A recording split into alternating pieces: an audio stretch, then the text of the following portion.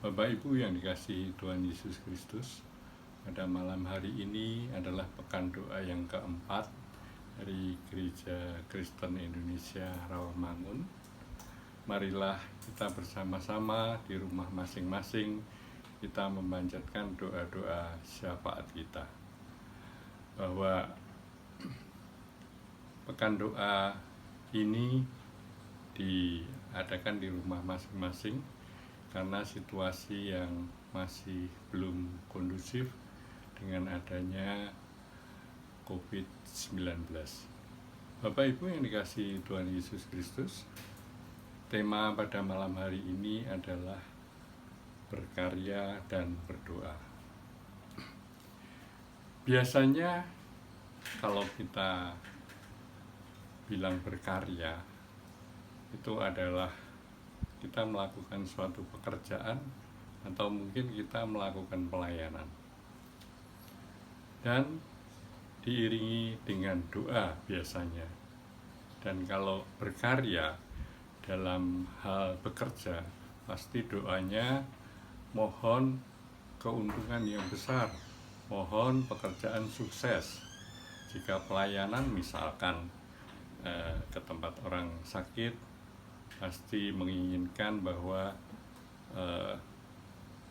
si pasien ini setelah kita besuk, kita doakan cepat sembuh. Biasanya seperti itu yang kita harapkan. Bapak Ibu yang dikasihi Tuhan Yesus Kristus, pekan doa pada malam hari ini dengan tema berkarya dan berdoa akan dipimpin oleh Penatua Milko Huta Barat.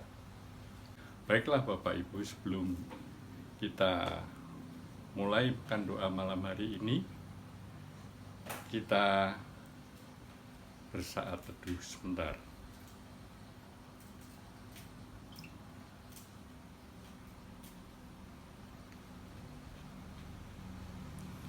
Selesai, marilah kita bersama menyanyikan Kidung Jemaat 412 bait pertama sampai dengan yang ketiga, Tuntun Aku Tuhan Allah.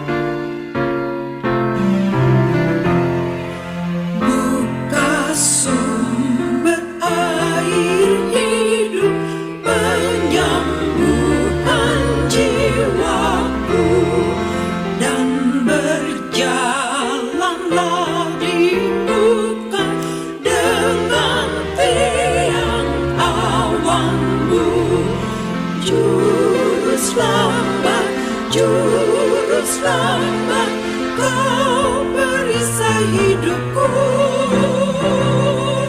Kau perisai hidupku.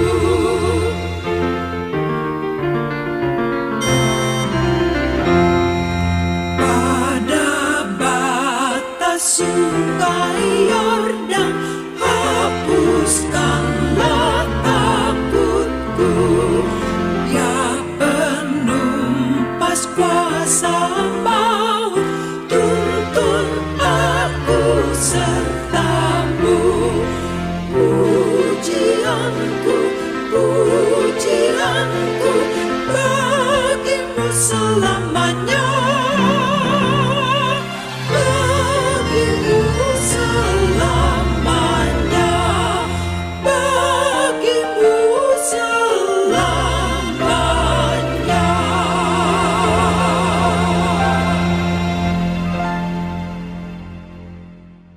Jemaat yang dikasihi Tuhan, sebelum kita mendengarkan firman Tuhan, mari kita berdoa terlebih dahulu.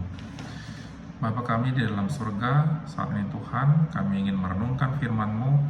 Bila Tuhan memberkati kami, sehingga kami boleh mengerti dan kami boleh melakukan firman Tuhan, kehendak-Mu di dalam kehidupan kami sehari-hari.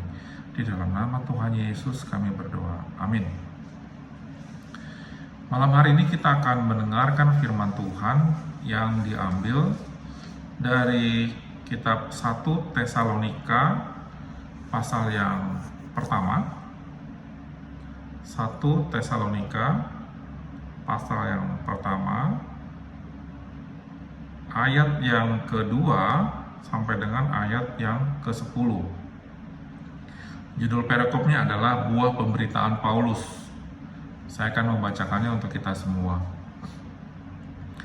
Kami selalu mengucap syukur kepada Allah karena kamu semua dan menyebut kamu dalam doa kami. Sebab kami selalu mengingat pekerjaan iman-Mu, usaha kasih-Mu dan ketekunan-Mu, pengharapan-Mu kepada Tuhan kita Yesus Kristus di hadapan Allah dan Bapa kita. Dan kami tahu, hai saudara-saudara yang dikasihi Allah, bahwa Ia telah memilih kamu. Sebab Injil yang kami beritakan bukan disampaikan kepada kamu dengan kata-kata saja, tetapi juga dengan kekuatan oleh Roh Kudus dan dengan suatu kepastian yang kokoh.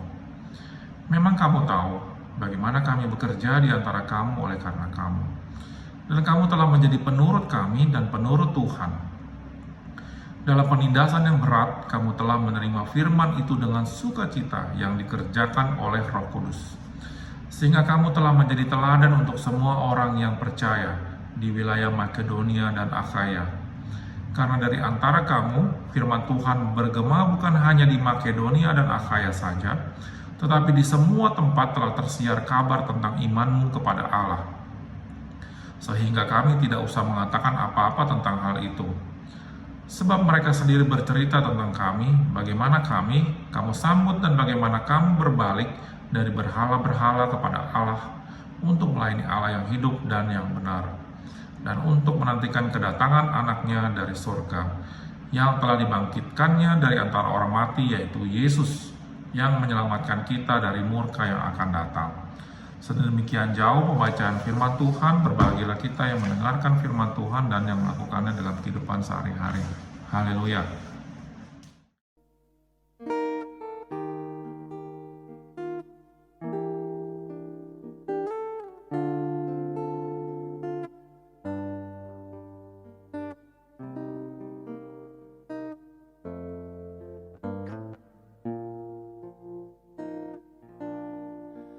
Firman-Mu ku pegang selalu, saat duka, saat senang, jalan hidup yang akan datang, tangan Tuhan yang memegang.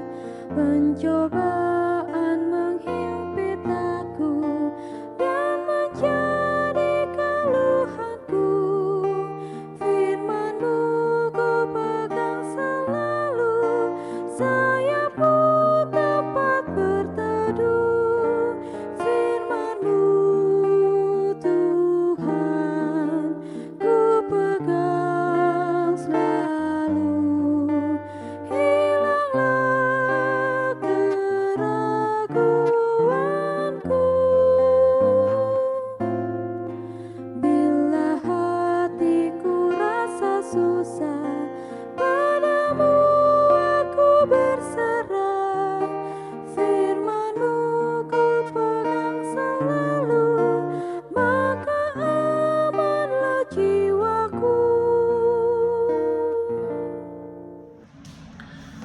Jemaat yang dikasihi Tuhan, di awal tahun 2020 ini kita mendengar cerita mengenai munculnya suatu keraton, namanya Keraton Agung Sejagat, yang ramai dibicarakan. Rajanya bernama Toto dan ratunya bernama Fani. Diproklamirkan di daerah Purworejo, Jawa Tengah. Mereka menyebut kerajaan ini muncul karena ada perjanjian yang telah berakhir antara Majapahit dan Portugis. Banyak orang menjadi terpikat dengan janji-janji yang mereka sampaikan. Para pengikutnya diberikan janji akan mendapatkan kekuasaan dan kekayaan tanpa kerja keras. Tak ayal, ratusan orang yang sedang mengalami kesulitan ekonomi menuruti perkataan sang raja tersebut. Salah satu korbannya, kita sebut saja namanya Eko, dia tergiur dengan janji sang raja tadi. Dia membayar sejumlah uang sebesar 8,5 juta rupiah untuk dapat sebuah gelar bintang 3. Ia juga dijanjikan untuk mendapatkan gaji dalam US dollar setiap kali selesai sidang. Padahal Eko sendiri bekerja sebagai perangkat desa dengan upah yang hanya sebesar 300.000 sebulan. Itu pun dibayar tiap 4 bulan sekali. Dengan demikian dia membayar iuran tersebut dengan berhutang. Nah, fenomena kerajaan yang muncul ini, beberapa kerajaan yang muncul di akhir-akhir ini, disebutkan Mahatma Gandhi bahwa itu adalah perilaku yang merusak kehidupan manusia. Ada 7 dosa sosial yang disebutkan Mahatma Gandhi yang bisa menghancurkan kehidupan manusia, yaitu kekayaan tanpa kerja, kenikmatan tanpa hati nurani, pengetahuan tanpa karakter, bisnis tanpa moralitas, ilmu pengetahuan tanpa kemanusiaan, agama tanpa pengorbanan, dan politik tanpa prinsip. Supaya kita tidak terjebak oleh dosa-dosa tadi, maka kita perlu menemukan makna hidup supaya kita dapat menilai apa yang penting, apa yang bermanfaat, dan apa yang dapat membangun kehidupan kita. Hari ini kita diajak untuk merenung terkait dengan pekerjaan yang kita lakukan sehari-hari, pemaknaan apa yang ada di sana. Rasul Paulus mengajak kita menghayati bagaimana kita dapat memaknai karya dalam pimpinan Roh Kudus. Kepada jemaat di Tesalonika, Rasul Paulus menyampaikan bahwa kemampuannya berkarya, memberitakan Injil, dan menghasilkan buah itu adalah karena kekuatan dari Roh Kudus. Ia menghayati bahwa Roh Kudus mengokohkan hidupnya, dan hidup yang kokoh tersebut membuat Rasul Paulus berjuang dengan sekuat tenaga, pantang menyerah, dan senantiasa merasakan sukacita dalam berkarya. Paulus juga memberikan kesaksian bahwa selain dirinya yang dikokohkan, jemaat yang dilayaninya pun juga dikokohkan oleh Roh Kudus. Bahkan dalam penindasan yang berat yang dialami jemaat Tesalonika, mereka bisa tetap bersukacita, dan mereka menjadi teladan bagi jemaat-jemaat lain dalam mengupayakan kehidupan yang penuh makna di dalam Kristus. Roh Kudus yang memberikan kekuatan pada Paulus dan jemaat di Tesalonika agar dapat mewujudkan karya dengan sungguh-sungguh dan penuh sukacita, saat ini juga bekerja di dalam kehidupan kita. Kesediaan membuka diri bagi karya Roh Kudus memampukan kita agar kita menjadi pribadi-pribadi yang tangguh dalam mewujudkan karya nyata. Disinilah kita memahami bahwa etos kerja di dalam kehidupan orang percaya bukan berasal dari dirinya sendiri, tetapi dari Roh Kudus. Terkait dengan etos hidup orang percaya, Martin Luther memperkenalkan doktrin imamat am orang percaya dan karya nyata. Pada intinya doktrin ini meyakinkan umat bahwa dunia ini adalah biara yang luas. Dan karena itu kehidupan di dalam dunia harus dijalankan secara etis, penuh spirit Kristus dan manajemen hidup yang baik. Inilah etos Kristen yang menjadikan moto Ora et Labora. Berdoa yang benar adalah bekerja dengan sepenuh tanggung jawab. Dan sebaliknya pekerjaan kita itu adalah doa kita, ibadah kita kepada Tuhan. Etos kerja unggul ini dijalankan dengan semangat iman dan cinta pada Tuhan yang menyertai umat dengan Roh Kudus-Nya. Di atas sudah kita lihat bersama bagaimana pengaruh Raja Keraton Agung Sejagat dan Martin Luther tentang etos hidup dan kerja. Mana yang akan kita ikuti?